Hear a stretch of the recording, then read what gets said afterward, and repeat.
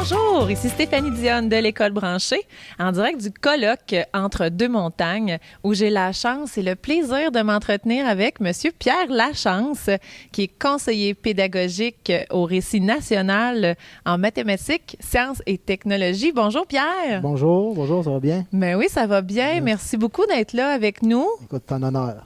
Un honneur, hein? Ouais, C'est ouais. partagé. Écoute, Pierre, on parle de plus en plus de programmation en ce moment. Est-ce que tu peux nous parler des bénéfices et de l'esprit, dans le fond, qu'on doit avoir quand on souhaite commencer la programmation dans sa classe? Le bénéfice, c'est de faire autre chose aux élèves qu'on ne pouvait pas faire il y a à peine quelques années. Ça se démocratise, la programmation. C'est pour ça qu'on entend plus parler aujourd'hui qu'il y a 20 ans.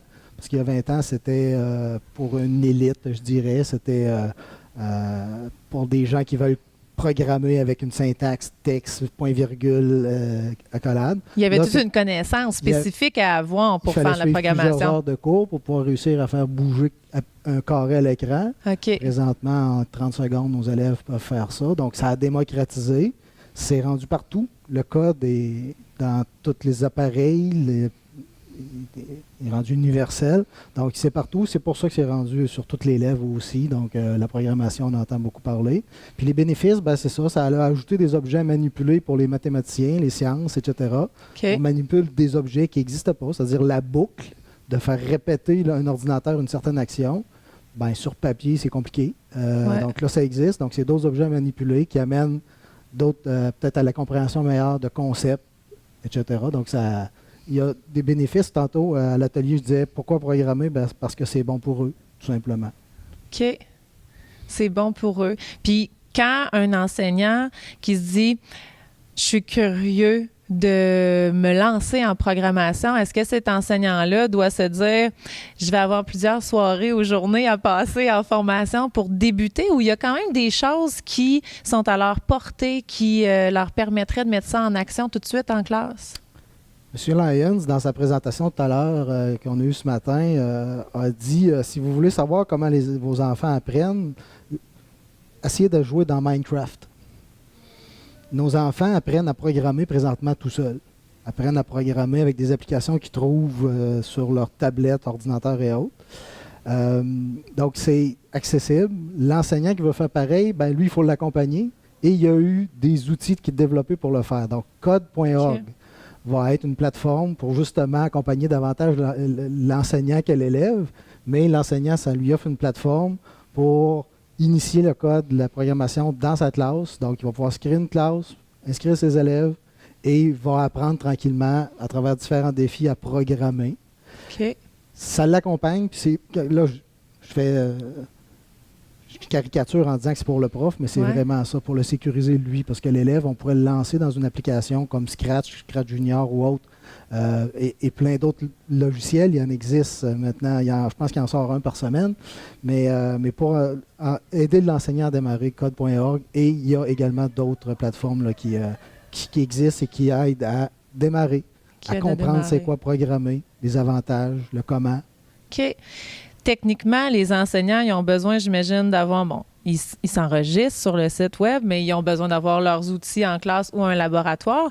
Mais qu'est-ce qu'ils doivent avoir comme intention pédagogique derrière? À quoi ils doivent de quoi ils doivent se préoccuper finalement quand ils se disent, bon, mais cette année, je me lance dans la programmation, je suis allée un petit peu m'initier sur le site, j'ai les outils.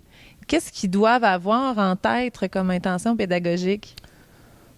Présentement, il y a peut-être plus que ça, mais il y a deux tendances qu'on voit là. On a programmé pour programmer. C'est-à-dire, il y a des bienfaits à apprendre à programmer pour différents aspects de notre vie. Okay? Ça, c'est une tendance, on voit ça. Moi, mon travail m'amène à dire, je veux programmer pour aider à apprendre quelque chose de notre programme de formation. Ouais. Donc, pour travailler les variables, il y a différentes tâches qui existent. OK. En programmation, je pourrais également... Il y a des variables dans un programme d'informatique. Donc, je pourrais utiliser un langage de programmation pour travailler le concept de variables et autres. C'est juste autre chose. Donc, l'intention, c'est j'ai un concept à travailler, j'ai une compétence, quoi que ce soit. J'ai plein d'outils et là, j'ajouterai la programmation pour le faire. Puis peut-être que cet ajout-là que je viens de faire vient aider certains types d'élèves. On ne les sauvera pas toutes, ça je le dis tout le temps, mais je suis sûr qu'il y a des élèves qui vont vont davantage comprendre des concepts parce qu'ils ont programmé autour du concept en question. Programmer et tu l'as dit un peu plus tôt, toucher, vu des objets bouger, vu l'impact de ce qu'ils ont réalisé exactement. Donc, ensemble. manipuler les objets de programmation, on voit, M. Lyons l'a dit ce matin, quand on voit, on fait « Ah, ben oui, c'était ça. Ouais. On va peut-être comprendre davantage ce qui s'est passé. Le fait de programmer un carré, par exemple, de faire dessiner un carré à notre lutin, ben peut-être qu'il y a quelque chose que tu n'as pas vu pendant que tu en as fait 10 000 carrés sur une feuille. Là, en le faisant programmer, il y a peut-être quelque chose que tu as compris de plus. Ça m'est arrivé personnellement d'avoir fait un A, avoir un petit lutin, construire des pentagones, hexagones.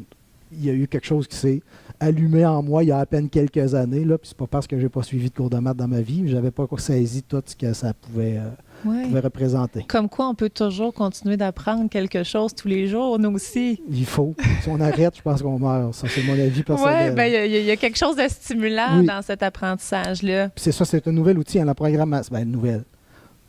Simon Papert, l'inventeur du logo, du langage logo, au début des années 80, il parlait de faire ça aux élèves. Là. Ça ne date pas de 2008. Là. Donc, ça fait quelques années. Ça fait quelques années. J'étais encore presque aux couches. Donc, il en avait parlé à ce moment-là.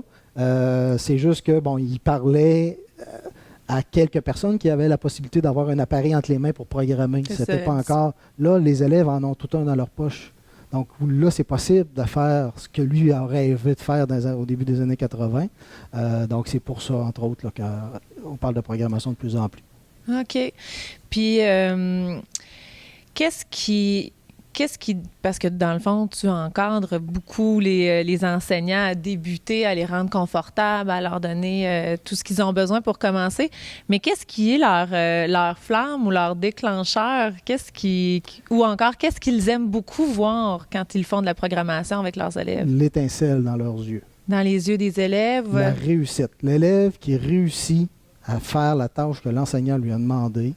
C'est un succès. Par programmation, c'est plus... Il y a une étincelle qui se fait, qui ne se fait plus. Par exemple, quand on demande à un élève, écris-moi dans un traitement de texte telle chose, là, puis d'étincelle.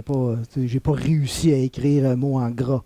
Mais d'avoir programmé, de dessiner un carré, d'avoir fait une histoire, d'avoir simulé le lancer d'une balle, il y a quelque chose qui se passe. Puis là, je parle de programmation, mais la robotique aussi, il faut que je programme un robot. D'avoir réussi à résoudre le labyrinthe que le prof m'a mis en avant de moi, il y a quelque chose qui s'est passé. C'est ça qui motive nos enseignants. C'est toujours pour leurs élèves. C'est le sentiment de puissance que tu as à dire enfin à un ordinateur, fais ce que je veux et non pas l'inverse. Ouais. C'est la première fois qu'on peut dire, c'est moi qui commande l'ordinateur et non pas l'inverse. Avant, les logiciels qu'on a, c'est, il y a quelqu'un qui était assez fort pour commander à l'ordinateur de te présenter de quoi. Tu pèses sur un bouton, ça le fait. Ah, mais c'est pas, là, tu n'as pas commandé l'ordinateur. Là, tu donnes des commandes à l'ordi, au robot. Ça donne une étincelle et les profs adorent ça. C'est à peu près toujours pareil. Puis de différencier, OK, c'est encore... Ça a déjà été plus populaire comme terme, la différenciation pédagogique, mais c'est encore, je pense, une bonne stratégie. C'est d'ajouter des choses dans ta classe qui vont aller chercher d'autres élèves que le visuel ou que le pratico-pratique, etc. Il va aller ajouter un élément qui va, je pense... enrichir les apprentissages. Offrir une multitude de façons pour apprendre et aller rejoindre un peu tous les élèves, leur faire sentir ce succès-là au travers de l'exercice à réaliser dans la programmation. Tout ça, c'est atteint avec la programmation. Oui, puis travailler un concept, par exemple les nombres négatifs, les profs en ont plein, il y en a partout. Tantôt, j'entendais le responsable de NetMath en parler, il y en a plein sur le web. La programmation, tu en ajoutes un de plus parce que les nombres négatifs, c'est une position, c'est aussi un sens, etc. Il n'y a pas de brique recul dans la plupart des commandes de logiciel de programmation. Comment je fais reculer? Je mets un moins devant le nombre de pixels à faire. Fait que ça ajoute des éléments qui permettent à l'élève de comprendre, de voir quelque chose qui, sur papier, est plus difficile des fois. Okay. Puis même si on fera répéter, faut aller ailleurs des fois. Et la programmation, ben, c'est un des ailleurs qui est disponible. Une nouvelle voie qui est possible. Puis là, on parle beaucoup aussi des compétences du 21e siècle en se disant les jeunes d'aujourd'hui vont sortir puis ils vont avoir un marché du travail qui va être composé d'un nouveau qu'on ne connaît pas encore, mais qu'on sait qu'il sera quand même différent avec les possibilités informatiques. Puis on parle beaucoup aussi de développer cette pensée informatique. Est-ce que, justement, au niveau de la programmation, de comprendre comment faire arriver les choses, c'est une façon de développer la pensée informatique des jeunes? Absolument. Ceux qui programment pour apprendre à programmer, ils ne veulent pas, ils passent par la pensée informatique, c'est leur leitmotiv, on passe à travers ça. Donc, on associe à ça un élément du programme à travailler comme les variables, les notions, plan cartésien, quoi que ce soit. Bon, ça c'est mon travail, mais oui, aussitôt que tu fais programmer nos élèves, ils ont un algorithme à résoudre, à construire. Ils vont avoir à passer à travers ces étapes de pensée informatique-là, effectivement. Puis c'est sûr que c'est une des raisons pourquoi la programmation devrait être au moins initiée. On devrait au moins initier nos élèves en classe. Ben même aujourd'hui, là, on parle du monde qui vont être quand ils vont sortir sur le marché du travail. Oui. Mais aujourd'hui, présentement, il y a très peu de domaines en sciences, médecine, quoi que ce soit, qui se fait sans informatique, sans programmation. Tout à fait. C'est l'avancement des sciences aujourd'hui, puis même depuis quelques années, il s'en fait pratiquement plus sur papier-crayon. C'est toujours, l'ordinateur est toujours présent. Donc oui, nos élèves, je pense, vivront dans une société où le code, la programmation vont être un atout.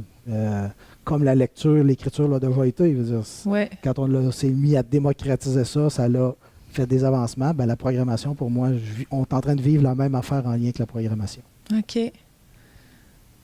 Magnifique.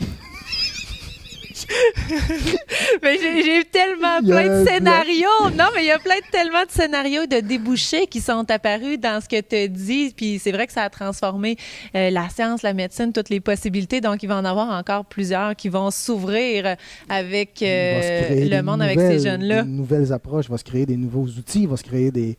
On continue à inventer. Tu sais, l'être humain, on n'a pas fini d'inventer. Ben non. Puis on invente beaucoup avec la programmation, avec ces outils-là. Donc, c'est pas fini. On n'a pas atteint encore. Là. Exactement. Puis tu as dit, on devrait peut-être tous initier en classe nos élèves. À partir de quand tu proposerais de débuter cette initiation-là? Je suis obligé de dire préscolaire. Il s'en fait déjà. Au Québec, il y a plein d'actions qui sont faites par des individus. C'est pas encore... on peut pas dire maintenant qu'il y a une commission scolaire qui fait faire de ça à tous les élèves. C'est des individus. Au préscolaire, ma collègue au préscolaire, au récit préscolaire, fait de la robotique avec les élèves, fait de la programmation sur des outils tablettes. Donc, jusqu'en 5e secondaire, cégep, université, il y a des outils, il y a des contextes où la programmation peut être aidante pour travailler justement notre programme et apprendre à programmer, donc qui est un outil de plus que tu as dans ta vie pour faire plein de choses, résoudre des problèmes et autres. Donc, dès le jeune âge, la directrice d'une des écoles ici me disait tantôt, est-ce qu'il y a des outils pour plus jeunes que ça? Oui. Fait que si vous êtes motivé à faire programmer un enfant de 4 ans, il y a des outils qui vont l'aider à saisir certaines notions de programmation. OK. Bien, merci, Pierre, de nous avoir parlé de la programmation aujourd'hui, en espérant que vous ayez trouvé ou été inspiré à faire de même, puis à vous initier et à initier vos élèves à la programmation. Merci. Ça fait plaisir. Vous pouvez m'appeler. Oui, appelez Pierre.